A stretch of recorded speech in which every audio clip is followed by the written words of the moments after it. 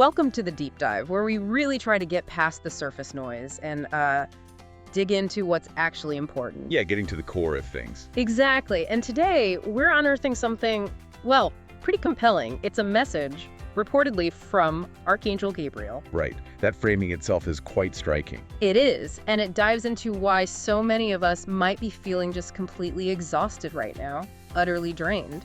A very common feeling these days, unfortunately. It really is. And it also points towards this monumental shift happening, or about to happen. Transformation, yeah. And it's not just about the world out there, but really profoundly about what's stirring within us inside. That inner landscape. So let's maybe think about this deep dive as unpacking a kind of, I don't know, urgent cosmic dispatch, like a message in a bottle from, well, somewhere else. Okay, a cosmic dispatch. I like that. It captures the intensity. Yeah, and this dispatch, it isn't just news.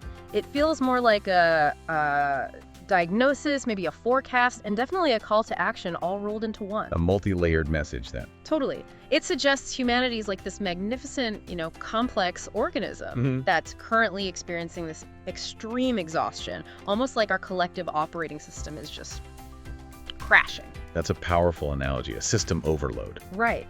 And the solution, according to this message, isn't some simple patch or quick fix. It's described as a radical manual update. A manual update, implying we have to actively do something. That's how it sounds. Yeah. And it involves all of us.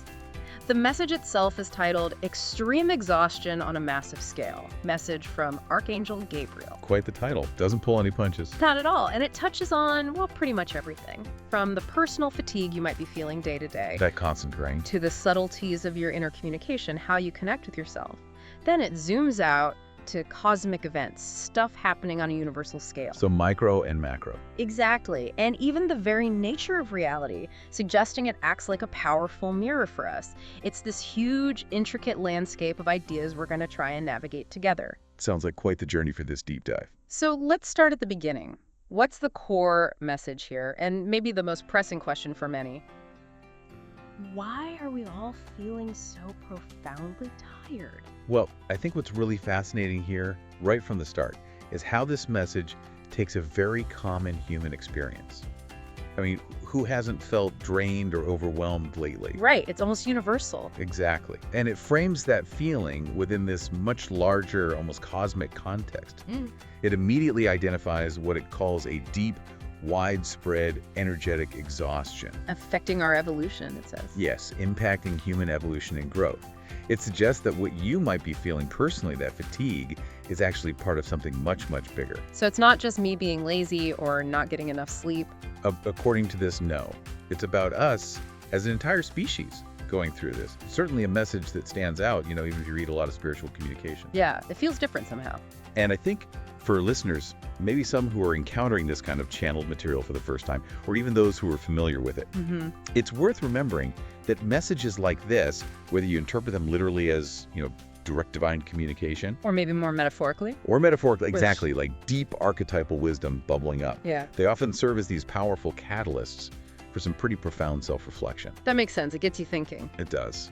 So our goal today really isn't necessarily to validate where it came from, but more to explore the profound ideas in it, what it presents, and what those ideas might mean for your journey, for anyone listening. Okay, let's do that. So section 1 seems to focus on this manual update idea and our current energy state. Right, the exhaustion and the proposed solution. Okay, so the source jumps right in, doesn't it? It paints this picture of humanity going through what it calls profound energetic exhaustion. Yeah, the original phrase, desgaste energetico profundo, really conveys a sense of deep wear and tear.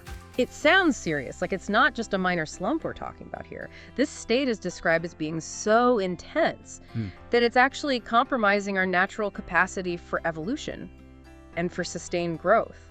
That feels pretty significant. It really does. It suggests this collective weariness goes way beyond just needing a good night's sleep or even a long vacation. So what is it hindering specifically? Well, the implication is that this exhaustion isn't just physical or mental in the way we usually think about it. Okay. It's fundamentally hindering our organic flow of spiritual and mental expansion. That's the phrase used. Organic flow. Like something natural is being blocked. Exactly. Think of it like a river, a river that's supposed to flow freely, but it's become sluggish, maybe choked with debris, and it just can't move properly. That's a good visual. So this desgaste energetico profundo, this deep exhaustion, is seen as directly impeding our inherent ability to grow, to evolve our consciousness, to expand in that natural, unforced way. I think a lot of people might feel that sense of being stuck or like growth requires immense effort. Absolutely. Many of us probably resonate with that feeling of being constantly drained or experiencing a kind of inertia, maybe resistance to inner work, even when we want to do it. Yeah. But to see it described here as a global evolutionary roadblock, well, that really raises a big question, doesn't it? What's actually behind it? And more importantly, how do we move past it? Right. Is it just modern life burning us out or something else? This message suggests it's deeper than just lifestyle factors. It positions our personal fatigue not as some isolated incident, but as a symptom of a much larger systemic energetic imbalance within humanity itself. An imbalance that's holding back our collective blossoming. Precisely. Hindering our collective spiritual and mental blossoming. That's a good way to put it. That does make a lot of sense, especially when you look around and see how many people just feel perpetually depleted. But does the message give any specifics? Like, how does this disgust, energetico profundo, actually show up beyond just feeling tired all the time? That's a crucial distinction to make. It's not just about sleepiness. Beyond that general fatigue, the message implies this exhaustion manifests as a kind of collective stagnation. Stagnation, like getting stuck in old ways. Yeah, maybe we see it as a pervasive sense of apathy out there, or a difficulty in finding real inspiration, a struggle to innovate, to find genuinely new solutions to problems that just keep sticking around. Okay, I can see that. And then individually, it could show up as persistent brain fog, or feeling disconnected from your intuition, from your gut feelings. Or just that sense that personal growth feels like pushing a boulder uphill, even when you're really trying. Exactly that. Yeah. It's as if the very fuel for our spiritual engines, our creative engines, is just running critically low. And that affects everything. It seems so, affecting our capacity for empathy, for genuine collaboration, for visionary thinking. So this isn't just about needing a nap. It's presented as this deep systemic depletion, touching every aspect of our being. From our individual ability to thrive, to our collective ability to actually envision and create a better future. It's quite profound when you frame it that way. It really is. Okay, so then we get to this next part, which introduces a really interesting, maybe unexpected twist. The manual update part. Yeah. The message says that simply receiving updates passively, from invisible energy waves. The way things have apparently worked before. Right. From these motherships observing us, or from watching the stars, or just soaking up cosmic flows. That's not enough anymore. The old method is insufficient now. Apparently. Because the Earth has entered a new cycle, and this new cycle demands something different. It demands this manual update. That phrase really stands out, doesn't it? Manual. It implies effort, intention, conscious action. It does. It sounds like a significant shift in how we're supposed to engage with everything, really. I think this coin highlights a really crucial transition. Yeah. It suggests a profound shift in how humanity is meant to evolve from here on out. And it's probably important to clarify, when the message talks about motherships or cosmic flows. Yeah, what does that actually mean? Little green men? Probably not like that. Yeah. It's not necessarily talking about physical spacecraft in the way we usually imagine them. It seems to be speaking more to intelligent, non-physical, energetic presences. Okay, like higher dimensional awareness. Or maybe profound cosmic streams of energy and information that have historically influenced Earth's evolution, but often from a subtle, unseen dimension. So not alien invaders, more like cosmic gardeners. That's a great analogy. Benevolent forces, perhaps, like unseen cosmic gardeners who've been tending to our planetary growth. Yeah. And now they're shifting their approach. Because the old way, the passive reception of energy, isn't cutting it anymore. Exactly. That passive reception, which might have guided our evolution subtly for a long time, is no longer sufficient for this current phase we're entering. So we're moving from being sort of acted upon. Right. From a period where growth was largely facilitated by these unseen forces acting upon us, to a necessity for active engagement from our side. And that's the manual update. That seems to be it. It implies a more conscious, deliberate, maybe even a participatory process on humanity's part. It's not just about being passively bathed in these energies anymore. It's about actively choosing to engage with them, to integrate them. That's the feeling, yeah. taking the wheel, so to speak. Okay, that's a powerful shift, passive to active. But if we've been getting these passive updates for, as the message says, times immemorial, why now? What makes this specific moment demand such a, well, drastic change? That's a brilliant question. It gets right to the heart of it, doesn't it? Yeah, why the urgency? The source implies the Earth itself, Gaia, has reached this critical energetic threshold. It's initiating a new, much more accelerated evolutionary cycle. Like shifting into a higher gear. Exactly. Imagine a plant that's been growing slowly, just relying on natural rainfall. But now, maybe it needs more direct, intentional nurturing fertilizer, careful watering to bloom in a completely new, unprecedented way. And the old passive rainfall of energy isn't enough for that accelerated bloom. That's the idea. The old passive energetic flows are simply insufficient for this accelerated growth phase. Okay, that makes sense. So, if we need to take the wheel, especially when we're feeling this deep exhaustion, what are the first practical steps? How does someone even begin to do that? Well, even amidst the exhaustion, the message suggests starting simply with awareness. That's often the first step, isn't it? Just noticing. Yeah. The first step of any manual update is recognizing that one is actually needed. Just acknowledging, okay, something needs to change and maybe I need to participate differently. So how might that look day to day? It might mean consciously turning inward more often, paying attention to those subtle inner nudges or feelings you might usually ignore. Like listening more closely to your intuition. Definitely. Maybe consciously choosing moments of quiet reflection instead of constant external stimulation, which is hard in our world. Very hard. It's about setting a conscious intention to participate, even if you don't fully understand the how yet. Just signaling your readiness. So it starts with an inner shift, a willingness. Exactly. A call to wake up from autopilot and recognize your inherent capacity to influence your own energetic state and, by extension, your evolutionary path. And this manual update, it's not something we have to figure out entirely on our own, is it? The message says something about help. That's a really crucial piece of this. You're right. It says that beings who've accompanied us for times immemorial, those cosmic gardeners, maybe won't just stay subtle and invisible anymore. Right. They're stepping up their game, basically. Yeah, they'll help more constantly, bringing, and this is intriguing, healing and expansion technology. Technologies. That word again? And also answers to questions the human mind and heart have been seeking for ages. That sounds like a much more direct, tangible kind of assistance. Almost like a co-creation is starting. You've really highlighted a core element there. This provides essential context for the nature of this interaction.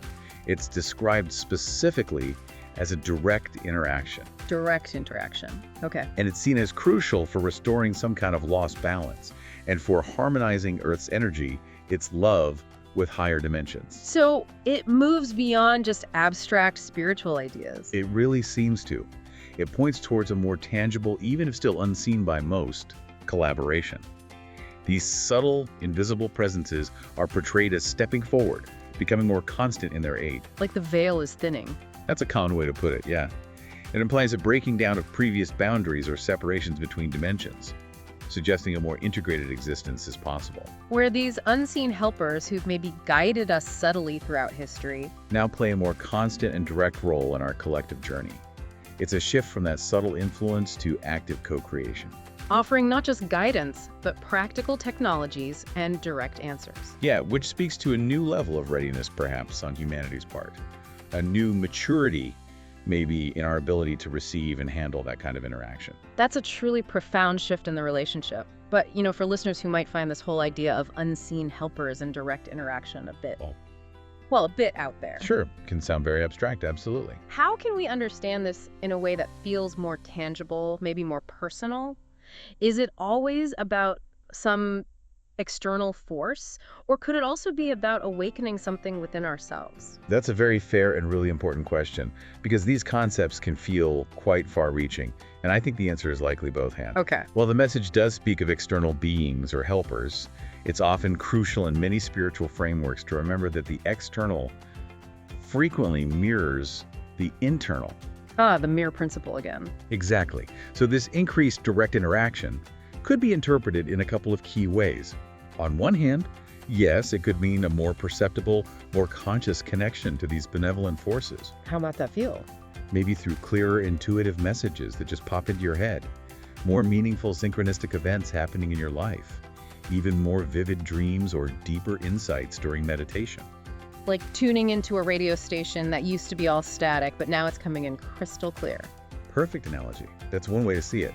But on the other hand, and I think this is equally significant, it could also signify an awakening of our own dormant inner capacities. Our own potential. Yes, our inherent wisdom, our deeper intuition, maybe even latent abilities, like a form of inner telepathy or heightened empathy.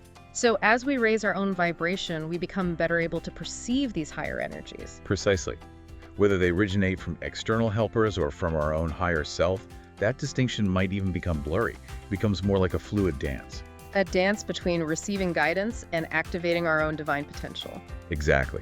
So this perspective suggests that the answers to questions the human mind and heart have sought for ages might not just be handed down to us, But unlocked from within us. yes, unlocked from within, facilitated by this new energetic dynamic, this direct interaction.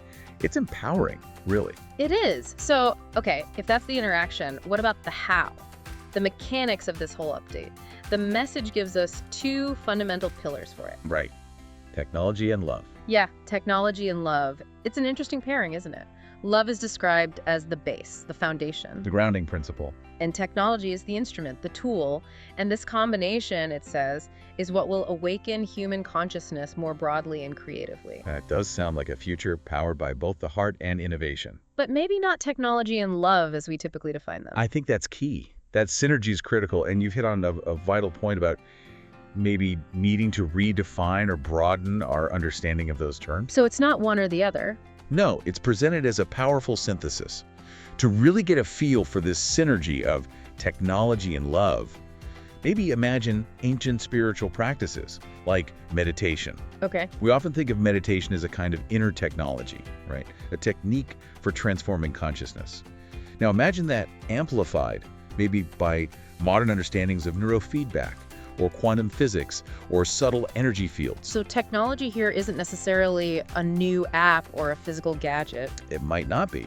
It could be a refined method of breathwork that unlocks certain states, or specific sound healing frequencies, or even highly focused visualization techniques used with intention. Tools to open consciousness. Exactly. Tools. But this is the crucial part. These tools are powered and guided by love. How so? Meaning by an intention rooted in collective well-being, in compassion, in unity, ensuring that any expansion of consciousness serves the greater good, not just personal power or ego. So love provides the ethical framework, the why behind using the how. Beautifully put. That's the profound insight here, I think. Tools themselves are often neutral. Their application, their purpose, is defined by our heart's intent, by the love that guides them. That's a fascinating way to frame it, technology as a conduit for love's purpose. It really shifts the usual perception of technology as something cold or separate. It does. It integrates them. So what does awakening human consciousness more broadly and creatively actually look like then? Through this lens, what's the practical outcome of this love-infused technology? Well, the message suggests the practical outcome is a profound expansion of our capacity for, let's say, holistic engagement with the world. Holistic engagement. Yeah. This combination aims to expand us beyond just being mental individuals, focused solely on intellectual understanding or personal gain. To becoming what it calls interconnected beings. Exactly. Imagine moving beyond just linear logical thought, which is valuable, of course, but integrating it with a more intuitive, empathetic, multidimensional understanding of reality. Seeing the bigger picture, the connections. Yes. And this expansion, it suggests, will make us capable of assisting all forms of biological life around us, not just humans, Wow. From our local environment? to the broader planetary ecosystem. Yeah. It's a vision of conscious evolution that comes with this inherent, broad sense of responsibility, ecological, communal. Where our advancements are intrinsically linked to compassion and collective well-being. Precisely. It frames technology not as some separate, potentially dangerous tool, but as a natural extension of an awakened, loving consciousness. So, more broadly and creatively, means a consciousness that can not only, say, figure out complex scientific solutions, They also implement them with an inherent understanding of their ethical footprint, their energetic impact on the whole system. merging the highest intellect with the deepest heart. That seems to be the essence of it. Yeah. Okay, so this shift isn't just about us on Earth, is it? The message makes a pretty bold claim here. It really does. It zooms way out. It says this whole movement is not just an earthly event. It is a topic widely discussed among the stars. Yeah, that line is quite arresting.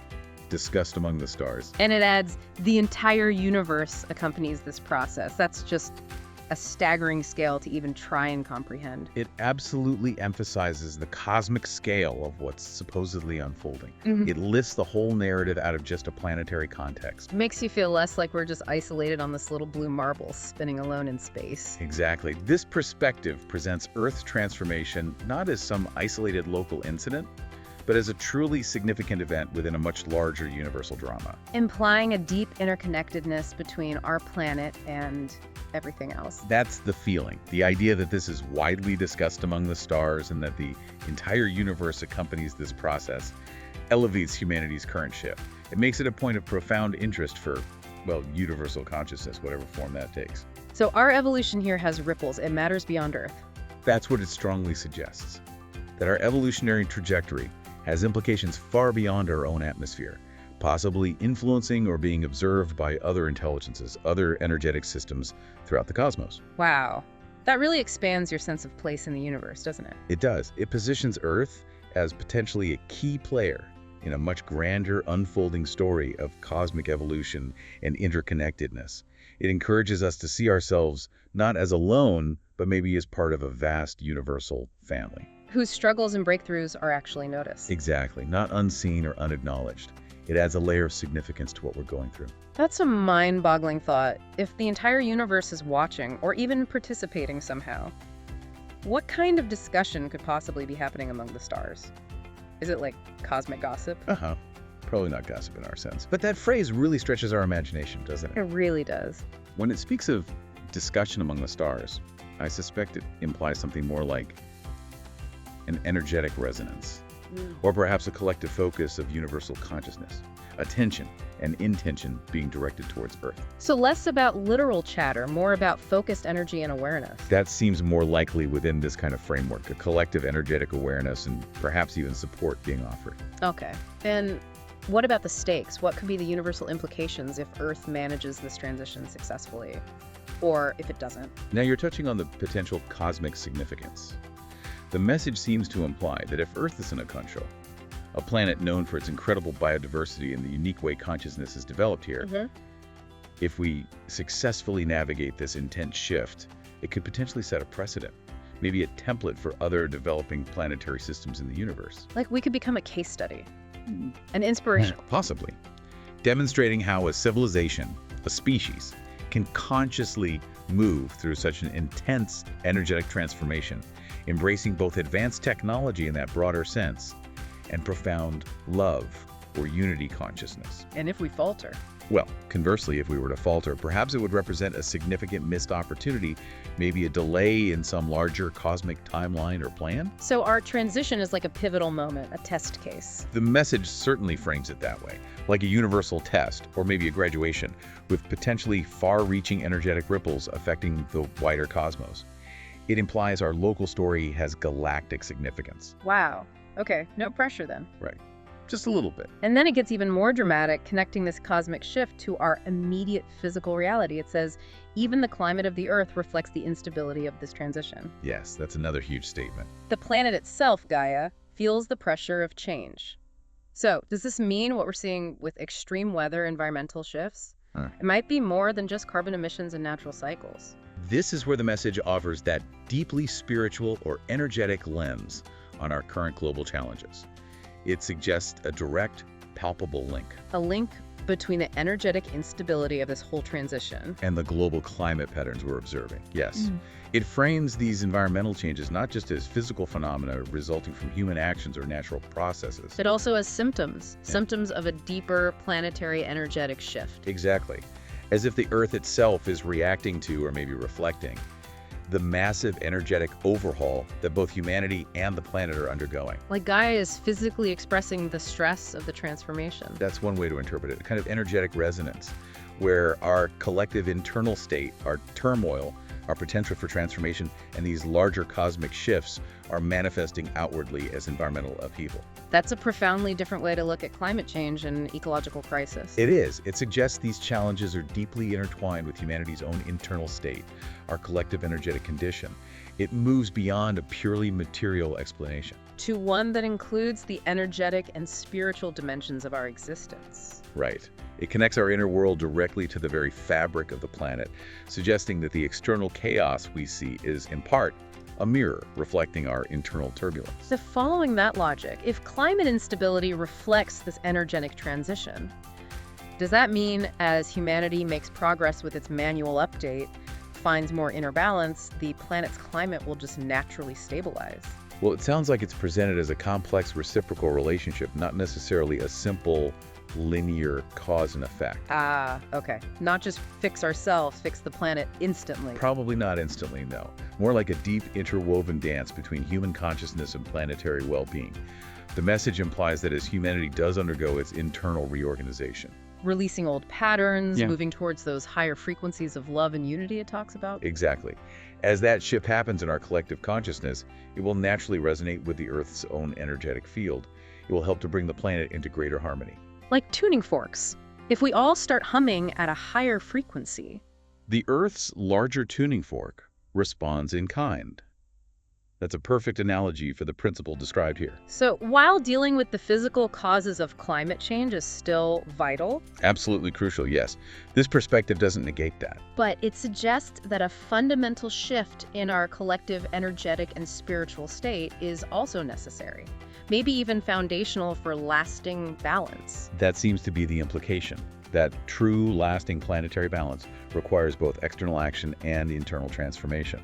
It's actually quite an empowering thought, isn't it? How so? Well, it suggests our inner work, our personal growth, literally contributes to healing the planet. Yeah. It's not just navel-gazing. It has a tangible, positive effect. Right. Inner work as planetary service. Precisely. Okay, so then the message looks forward, predicting a specific future moment, a great day when there will be unmistakable signs. Yes, a moment of convergence, it sounds like. And the signs sound quite dramatic. The sky will be stained with colors never before seen with such intensity. Visually spectacular phenomena. But then it adds something even more profound. It says, more than seeing, you will feel within your own hearts the confirmation that these words are true. That's the crucial part, isn't it? The inner knowing. It sounds like an experience that goes beyond just witnessing something amazing, something deeply personal yet universally felt. It really speaks to the multifaceted nature of this anticipated transformation. The signs are described as both external business, these incredible visual events in the sky, Unprecedented colors, intense light. and simultaneously internal, manifesting as this undeniable heartfelt knowing, a deep gut feeling perhaps that, yes, this is it, this is real. So it's a holistic experience, outer reality confirming an inner truth. It's exactly how it seems to be presented. It emphasizes that the deepest validation, the ultimate proof of this transformation, won't come just from external evidence alone, no matter how spectacular. It comes from inside. From an internal intuitive recognition within each individual who is open to it. It will be a moment where the external spectacle resonates perfectly with an internal confirmation. And the message calls this moment one of cosmic unity. Yes, and a watershed between the old and the new world. A watershed, like a definitive turning point. Exactly. Signifying not just a change, but a complete reorientation. A clear break from the old paradigms, the old ways of being, and the definitive dawn of a new era. Validated by this undeniable collective internal experience. It's really an invitation, isn't it? An invitation to start trusting not only what you might see, but what you feel at your core. To integrate outer wonder with inner wisdom. Cosmic unity and a watershed moment, those are incredibly powerful concepts. So given that the message emphasizes we'll feel this truth in our hearts, what kind of preparation, if any, can we actually do now? How do we get ready for something like that? That's an excellent point. How do you prepare for a heart knowing? Yeah. How do we make sure we're open to that heartfelt confirmation instead of just dismissing it as, I don't know, indigestion or wishful thinking? Right. Well, I think the preparation described here isn't really about accumulating more intellectual knowledge or specific information. Okay, not about reading more books then. Not primarily. It seems to be much more about cultivating inner receptivity, about consciously nurturing that inner sensitivity, that intuition, which the message suggests is already being refined anyway. So strengthening that inner listening muscle. Exactly. Practices like meditation, mindfulness, spending quiet time in nature, or even just making a regular habit of checking in with your emotional state, your energetic state throughout the day. All of these can help to attune your inner compass. Learning to trust the subtle signals. Yes, learning to trust those subtle internal nudges, those quiet feelings, even when they seem to defy logical explanation or what the external world is telling you. So it's about consciously releasing skepticism, maybe? Opening to the possibility of knowing truth through feeling. That seems to be a big part of it, building the muscle for that heartfelt confirmation. The message seems to implicitly tell us, don't wait for the undeniable external proof to start believing or trusting your inner guidance. Start building that internal resonance now. Precisely. So that when or if the skies do color dramatically, your heart is already humming in recognition. It feels less like a shocking event and more like a homecoming. Cultivating a quiet inner knowing. Yeah. So the great day feels like a confirmation, not a confusion. Okay, we've talked about the huge cosmic scale, the planetary impact, but what about us? What does this massive transformation actually mean on a really personal, intimate level inside our own skin? Right, bringing back the individual experience. The message says that even our most fundamental inner workings are being recalibrated. Specifically, it mentions our internal communication, suggesting it's just not the same anymore. Yeah, it's undergone a significant upgrade, apparently. It says it's been deeply refined to a vibrational level where there is no longer effort to be heard or to hear. Less struggle in connecting inwardly. Yeah. The message is clear, unmistakable, but only for those with eyes capable of seeing beyond matter and ears capable of listening beyond the noises of the world. So it requires a certain level of inner attunement. It sounds like a fundamental upgrade to our intuition, our inner knowing. It absolutely does. The message really elaborates on this new kind of communication. It suggests the shift towards something much more intuitive, perhaps even telepathic in a sense, or at least a highly energetically resonant form of communication. Something that bypasses words. It seems so, transcending conventional verbal language, maybe even conceptual thought as we know it. It's presented as a leap beyond the usual limitations of language and the constant distractions of the physical world. And this vibrational level, what does that actually mean? Like tuning a radio? That's a perfect way to think about it. Before, maybe our inner communication, our intuition, was tuned to a low frequency, full of static, hard to hear clearly. Yeah, lots of mental chatter interfering. Exactly. This refinement means our inner receiver is upgraded, clearing out the static, allowing us to tune into much higher, clearer frequencies of information, of guidance, of truth. Like getting an inner high-definition channel. Precisely. Where insights and understanding come through with an almost effortless clarity, requiring less mental struggle to decipher or trust. So less effort, more knowing. It points towards a heightened state of awareness, where clarity arises not necessarily from laborious intellectual processing, but from a deeper vibrational attunement. That inner noise, the static that usually clutters our thoughts and perceptions, is being cleared out. And the message connects this to the Earth's frequency. Yes, it specifically notes that the new frequency of the Earth is pulsing alive and active, and that a new light is flowing throughout the planet. So the planet's upgrade is facilitating our personal upgrade. It seems they're interconnected. This heightened planetary frequency is helping to refine our own inner communication systems, making it possible for those who are tuned in to perceive and transmit information with unprecedented clarity, bypassing the need for purely sensory input. Listening with your whole being, not just your ears. Exactly, a holistic perception. Okay, so if this isn't just about clearer intuition, but a fundamental change in how we process reality, what does that mean for, say, our perception of truth? Or even our relationships? Those are profound implications, aren't they? Yeah. If communication is now happening at a vibrational level, how does that play out day to day, especially with people who might not be on the same wavelength, so to speak? Well, for our perception of truth, it suggests a potential shift. Moving beyond just intellectual agreement or external facts towards a more resonant, felt understanding. So truth becomes more about internal congruence, what feels right deep down. That seems to be the direction. What resonates as true at that deep vibrational level.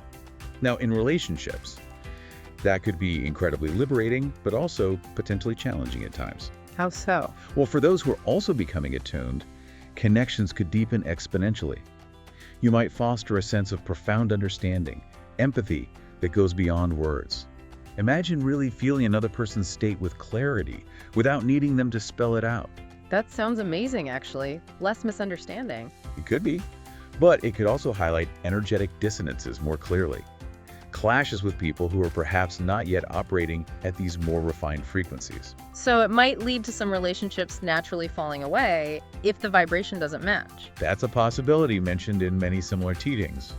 Or it might call us to communicate with even greater compassion and patience, understanding that others are still navigating different levels of internal static.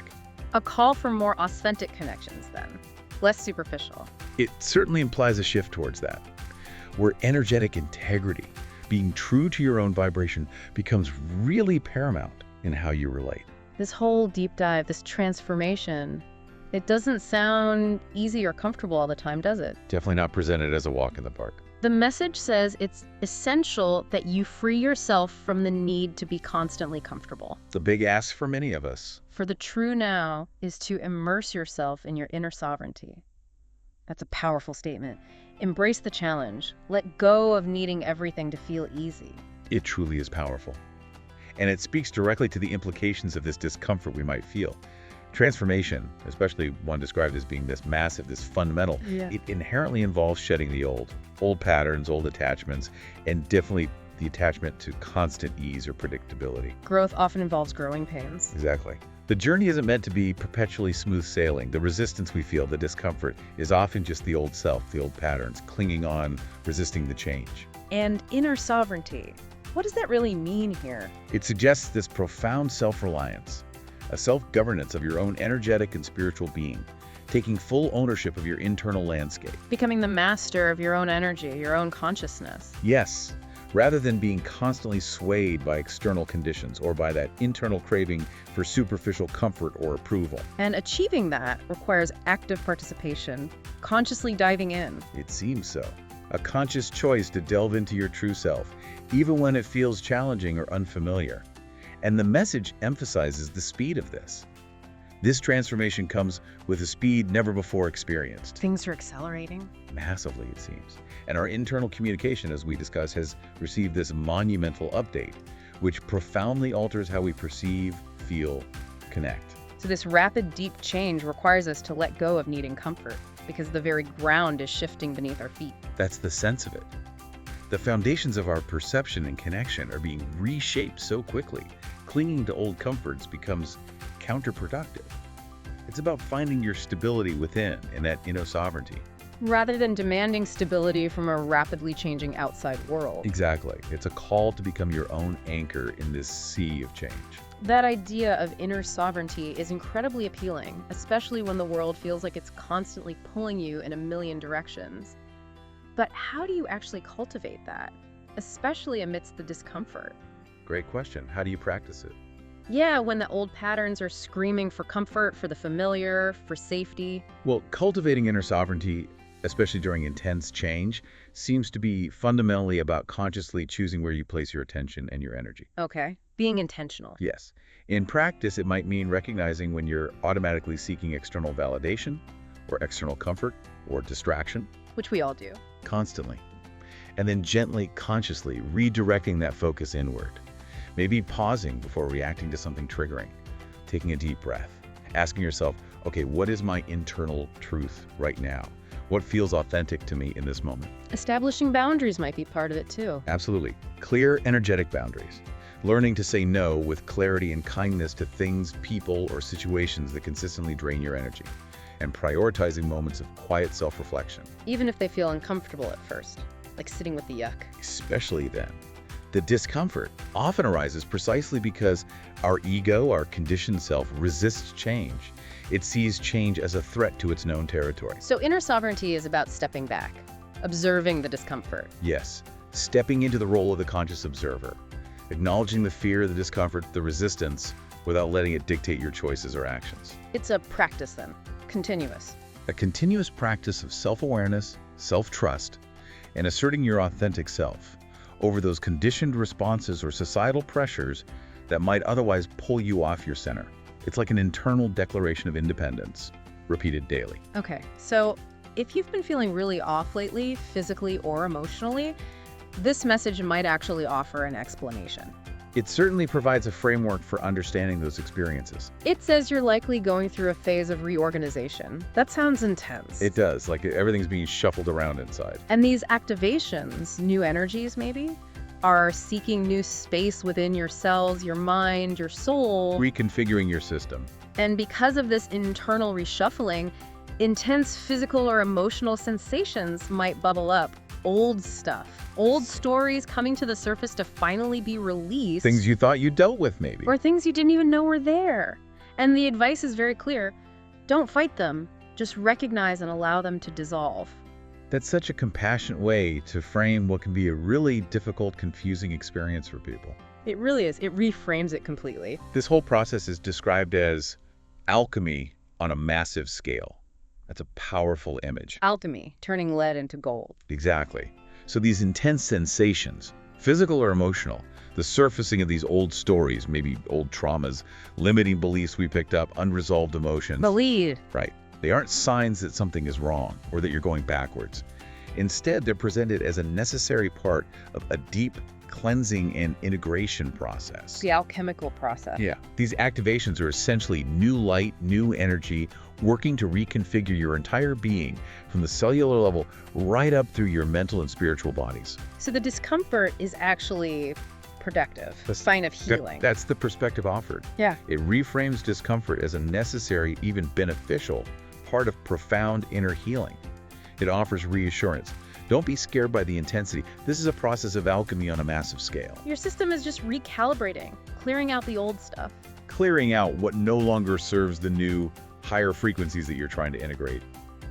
Making space for the gold. So, thinking of ourselves as this complex biological and energetic system, this isn't just a minor tune-up, it's like a complete system overhaul. That's a great way to put it. Like when your computer does a deep defragmentation, but for your body and soul. Precisely. And that's why alchemy fits so well. Ancient alchemists aimed to transform base metals into gold. This message suggests a similar but internal transformation. Taking our base stuff, the unintegrated emotional baggage, the energetic blocks, those old stories. And through the intense heat of these new frequencies, these activations. Transmuting them, turning them into something purer, more expansive, spiritual gold. That's the idea. Yeah. A fundamental restructuring at every level of your being. Clearing out the old programming to make way for a far more powerful, more aligned version of yourself. And that's why it's not always comfortable. Exactly. Imagine if your computer rebooted and reorganized its entire hard drive without a single flicker or whirring sound. This internal process is far more profound, so some symptoms are expected. That's a wonderfully compassionate way to look at it. Because, let's be honest, when you're feeling utterly drained or you have those weird, unexpected aches... Your mind can jump to scary conclusions. Totally. I can almost hear listeners thinking, oh great, another existential crisis piled on top of my laundry list. Well, sorry. But this message seems to be saying, no, this is the laundry list being handled. It's being cleared out for you at a deeper level. Let the process work. Don't interfere too much by panicking. And the exhaustion ties into this directly. It says, all your energy may now be directed to this internal reorganization of light. All hands on deck internally. That is why it is natural to feel extreme tiredness. Rest whenever necessary. There is nothing wrong with taking more rest during this period. And that's such crucial validation. It confirms the legitimacy of that intense need for rest. It clarifies that the fatigue isn't a character flaw. It's not weakness. You're not doing something wrong. It's a natural consequence. A natural and expected consequence of incredibly intense internal energetic work. Just like your body needs rest to recover from running a marathon. Your energy system needs rest to integrate this massive reorganization. Exactly. This internal alchemy is incredibly energy intensive. Prioritizing rest isn't a luxury. It's framed here as a vital part of allowing the process to unfold effectively. It's like your energetic system is doing this massive spring cleaning. Stirring up all the dust bunnies and old emotional clutter. So it can finally be swept out, and that takes energy. A lot of energy. Yeah. Which is why that deep impulse to just rest, to withdraw sometimes, isn't laziness. It's an essential part of allowing the sweeping to happen without resistance. That's incredibly reassuring. It kind of gives you permission to just be with the exhaustion instead of constantly fighting it or feeling guilty about it. Yes, to cooperate with the process. What about those other weird physical things? The aches and sniffles that seem to come out of nowhere and then disappear just as quickly. Yes, the ascension symptoms, as some call them. The message addresses this too. Some may experience symptoms similar to a cold, mild fevers, passing coughs, sudden pains. things that feel like you're getting sick, but then they just vanish. Right, they appear and disappear within a few days, often without a clear cause. And the advice again is, there is no reason for fear. It is just the body adjusting to the new frequencies. This is another crucial clarification. It reinforces the interpretation of these transient physical symptoms. It assures us they aren't necessarily illnesses in the traditional sense. They're adjustment symptoms. Yes, the body's physiological adjustments to integrating these new, higher energetic frequencies. Your physical vessel is literally upgrading itself, recalibrating at a cellular level. And these temporary symptoms are like benign side effects of that upgrade. That's how it's presented. Benign, transient side effects of that cellular and energetic recalibration. It's a call to trust your body's innate wisdom, to adapt to these profound shifts, rather than immediately jumping to fear or medical anxiety. It's the physical manifestation of the internal alchemy. Exactly. A necessary process as your cells learn to hold more light, to resonate with higher vibrational patterns. Think of it like your body downloading new operating system software. There might be a few glitches or unexpected reboots during the install. Precisely. But it's all part of the upgrade process. Nothing to panic about, just allow it to pass. Okay, this internal process sounds pretty all-consuming, but the message is also quick to remind us it's not just personal, right? It connects it back to the collective. Yes, it bridges the inner and the outer again. It says, don't let yourself be disturbed by the chaos and confusion that still manifest in the collective field. Easier said than done sometimes. Tell me about it. But it explains why humanity, as an entire organism, is also going through this cleansing. So the world outside, with all its unrest, its polarization, its dramatic shifts, that's just a larger scale reflection of the same process we might be feeling inside. That's exactly how it connects the personal experience of reorganization to the collective. The chaos and confusion we observe out there. The societal unrest, the global shifts. They aren't just external anomalies happening to us. They're reflections of humanity's larger scale purification process. The collective organism shedding its own outdated patterns and energetic blocks, just like individuals are. That's the idea. The individual experience mirrors the collective. Just as we're releasing our personal old stories, so too is humanity as a whole letting go of its collective shadows and limitations. So what's the advice then when the outside world feels so chaotic? The call is to turn your gaze back to your own journey, to focus on your personal process, your inner state, even amidst the collective storm. Don't get overly swept away by the external drama. Tend to your own garden first. Exactly. And here's the crucial point. The message states, you are collectively anchoring the new social, energetic, and spiritual agreements that will be in greater harmony with the greater good of all beings. Wow. So by doing our inner work, we're literally helping to build the energetic foundation for a new reality. That's what it says. By tending to your inner, intimate, and energetic life, you are performing a great work, even if you don't perceive its full dimension right now. That's incredibly empowering. It means your personal transformation isn't separate from the collective shift. It contributes directly to it. Laying the energetic groundwork for a new, more harmonious reality for everyone. So self-care, in this context, isn't selfish at all. It's actually framed as a profound service to the whole. Your inner peace ripples out. Your inner coherence, your higher frequency, directly contributes to a more coherent and harmonious collective field. A more peaceful future for us all. Okay, this next section dives into an idea that's probably familiar to many people, especially if they're interested in spiritual growth or psychology, the mirror principle. Yes, the idea that our external reality reflects our internal state. It's a common theme. The source says that among those already awakened to the light, it's pretty much accepted that our external circumstances function as a mirror.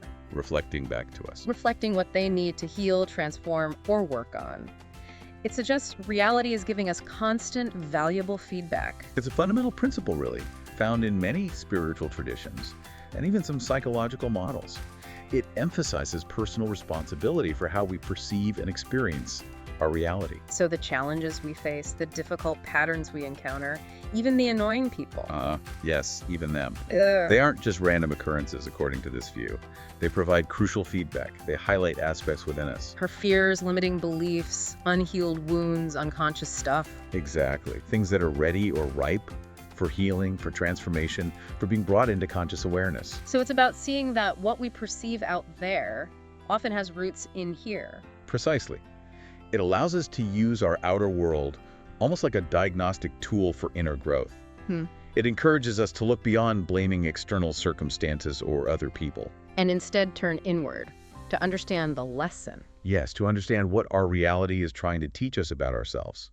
It's a form of radical self-inquiry, really, turning every external interaction into a potential opportunity for deeper internal understanding and healing. Okay, that makes sense for identifying what still needs healing, the shadow aspects.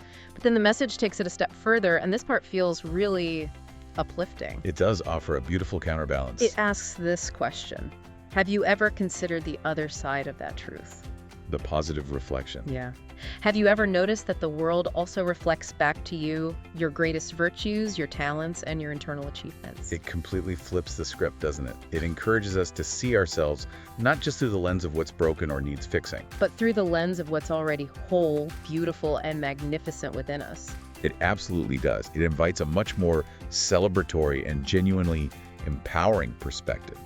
The message elaborates on this expanded view. How so? It argues that when you observe something truly beautiful in the world, or you experience an act of profound love, or you witness deep compassion, or you recognize wisdom in someone else. It's not just out there. It's not just an external phenomenon that's separate from you. It suggests this because those very qualities already exist within you. Wow.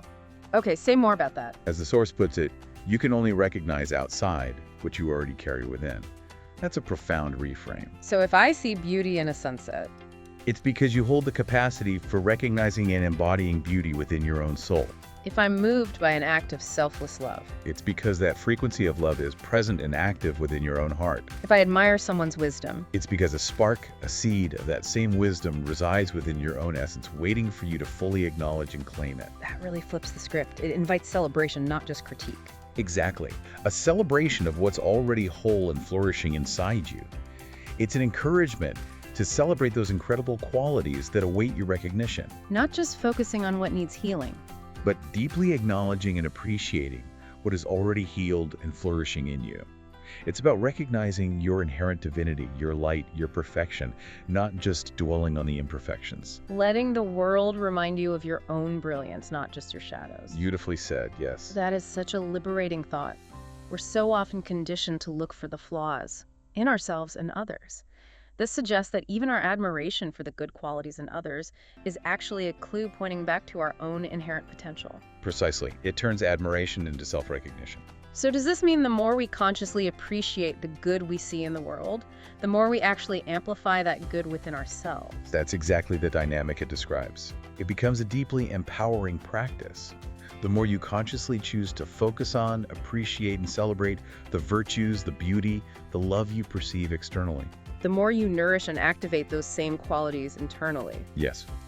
It's presented as a dynamic process of reciprocal amplification, like attracts like, or perhaps more accurately, like recognizes and strengthens like. So it's not just wishful thinking, it's an energetic principle. That seems to be the idea.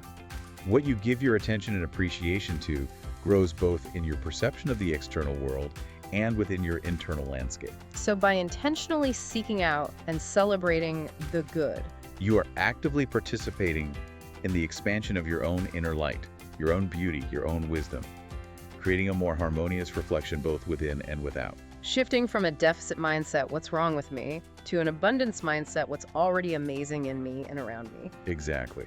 Recognizing that you co-create your reality, not just through healing what's wounded, but equally, perhaps even more powerfully, through celebrating what is whole and beautiful. This really sounds like a constant, beautiful dance, then, between the inside and the outside. It really does. The message says, the more you allow yourself to see the beauty, goodness, and magic around you, the more deeply you access the beauty, goodness, and magic that exists within you.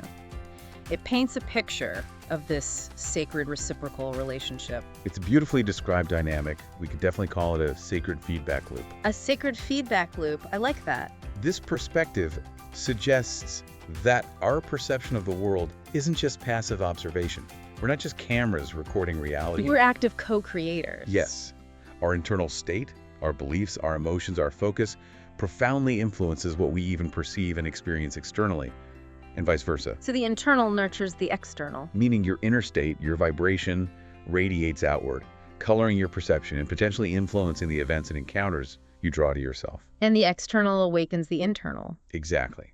By consciously seeking out, acknowledging, and appreciating the positive reflections in the world, the beauty, the kindness, the wisdom you actively stimulate, and bring forth those very qualities from within your own being. Right. You awaken them in yourself. So it's this continuous interaction, enhancing both our personal experience and maybe even the collective experience. That's the potential, creating an upward spiral of recognition, appreciation, expansion, and manifestation. Yeah. It empowers us to actively participate in shaping our reality, Not just by healing our shadows. but by consciously choosing to celebrate our light and allowing that light to illuminate the world around us, which in turn reflects more light back to us, It's a continuous dynamic process of revealing and being revealed. where every moment, every observation becomes an opportunity to recognize your true, luminous self, reflected back at you by the world.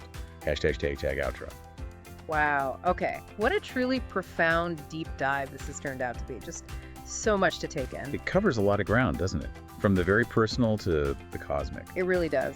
We've journeyed through understanding this deep, energetic exhaustion that so many seem to be feeling. That desgaste energético profundo. And then uncovered this urgent call for a manual update, an active participation in our own evolution. Fueled by that really interesting combination of technology maybe redefined and love. Exactly. And we explored the massive cosmic implications of Earth's transition, this idea that the whole universe is involved. And how that connects to the intense internal reorganization many of us might be undergoing. Right, often with those familiar, sometimes confusing symptoms of physical and emotional release, the aches, the fatigue, the old stuff coming up. Oh yeah, internal alchemy. And finally, we landed on this really powerful expansion of the mirror principle, Yes, that was a beautiful turn. realizing the world reflects not just our challenges, not just what needs healing, but maybe even more importantly, it reflects our inherent beauty, our innate talents, our deep, abiding wisdom. It's a lot to integrate, for sure. Yeah. But the core message seems to be one of profound change, yes, but also immense potential and support. You live in a time, the message seems to say right now, where yes, exhaustion and instability are really evident, they're palpable. You can feel it in the air sometimes. But it's also a time where these updates, these energies from Earth and the cosmos, are more active, more intense than ever before. The intensity itself is a sign of the process. And the message is clear. There's no longer a need for that desperate effort, that straining to try and connect with the divine or your higher self or whatever you call it. No need to search endlessly outside yourself. Because your internal communication system has already received a major upgrade. It's been deeply refined. Earth's new frequency is pulsing, alive and active within each and every one of you right now. The profound shifts are already underway, inside your very being. It's about recognizing that and consciously participating. So the core takeaways feel both powerful and deeply personal. Things like trust the process. Trust what's unfolding within you and around you, even if it's uncomfortable. Know it's this profound alchemy at work. And rest. Rest whenever necessary. Really integrate these massive energetic shifts. Recognize that rest isn't failure. It's a vital part of your transformation. And consciously release what no longer serve you. Let those old stories, those old patterns just dissolve with grace. Don't cling to them. And maybe the most uplifting takeaway.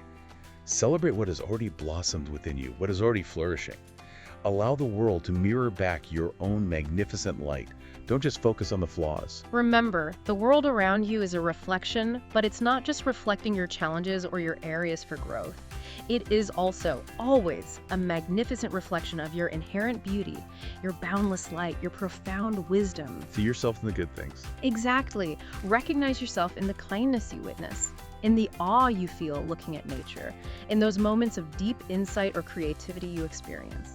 Because every act of love you witness, every sign of magic you perceive, it's a powerful, undeniable reminder of who you truly are. You are not just a passive recipient of this huge transformation. You're a vital, active participant in co-creating it. And the message ends with this look towards the future, doesn't it? When the sky truly opens, when those unmistakable signs appear.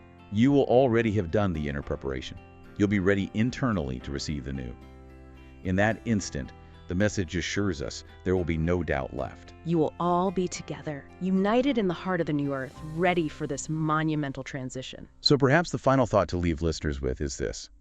What will you choose to recognize, both inside and out, as these shifts continue to unfold, as those skies potentially begin to color? What internal shifts will guide your way forward? And how will you allow your own internal light, your own sovereignty, to help co-create the magnificent, evolving reality that is revealing itself to us all right here, right now?